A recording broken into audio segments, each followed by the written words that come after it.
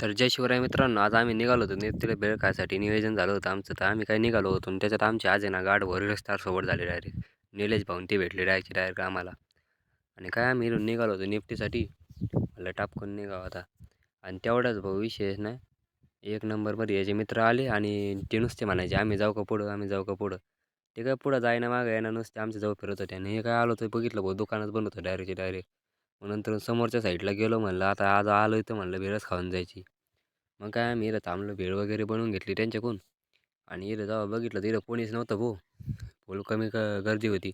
नंतर काय भेळ घेतली आम्ही आणि तिथून खाल्ली आणि टपकून निघालो भाऊ तिथून.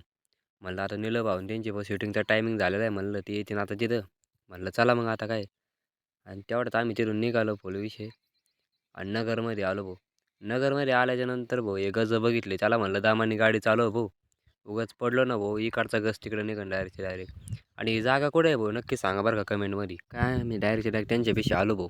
आणि बघितलं तर त्यांचा पूर्ण ग्रुप तिथं उभा होता. मग आम्ही डायरेक्ट त्यांच्यापाशी गेलो, व्हिडिओ चालू केला. म्हणलं आता त्यांच्यासंग थोडंफार बोललो आणि त्यांचे थोडे फॅन फॉलोइंग आलेली होती, ते पण त्यांच्यासंग बोलत होते. मग काय आम्ही तिथं थांबलो, थोडं त्यांच्यासंग बोललो आणि म्हणलं चला मग आता फोटो वगैरे काढून घेऊ त्यांच्यासोबत. मग काय निघू म्हणलं इथून.